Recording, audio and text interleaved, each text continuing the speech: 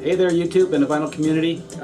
Today's video is going to be a short response video to Mark's DoctorDeadwax's his Show Me Some Mexican Music contest. I'm hoping this one counts, and what I'm going to show is an album by Rodrigo y Gabriela, and there's a picture on the inner sleeve.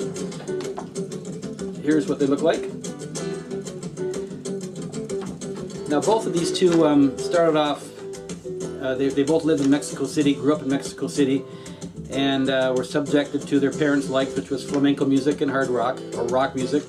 But they, you know, they kind of took a little bit from that, but they, their main interest was more towards heavy metal. They had, they loved Megadeth, Metallica, Slayer, bands like that. And in 1990 they formed their own heavy metal band called Acid Land, which is the English translation to, I'm not sure what the Mexican word for the band was. And with Acid Land they received very little recognition, and they eventually moved to Europe where they were well received, especially in Dublin, Ireland, where they took up residence for quite a while. And the two of them are both, they both play the same instrument, the acoustic guitar.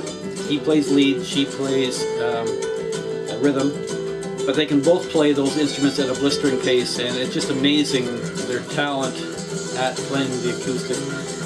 There are some YouTube videos out there, a couple live ones, which really show just how fast they can play. It's just amazing. This album as well, it's called Area 52, also really showcases their talent as well.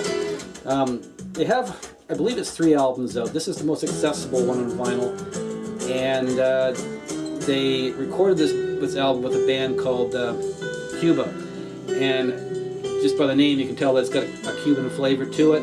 It does have like a horn section, but it's got fantastic instrumentation all the way through. It is completely instrumental. There is no vocals in this record, and it is by far my favorite instrumental album.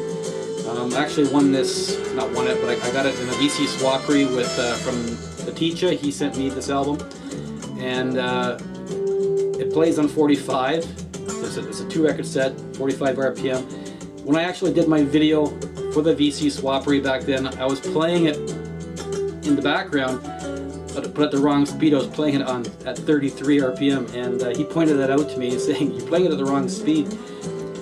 It wasn't very evident to me. The 45 RPM words were very small on the label. I missed it altogether, and it sounded good at 33, but 45 RPM, it really shows just how fast that these two can play their instruments.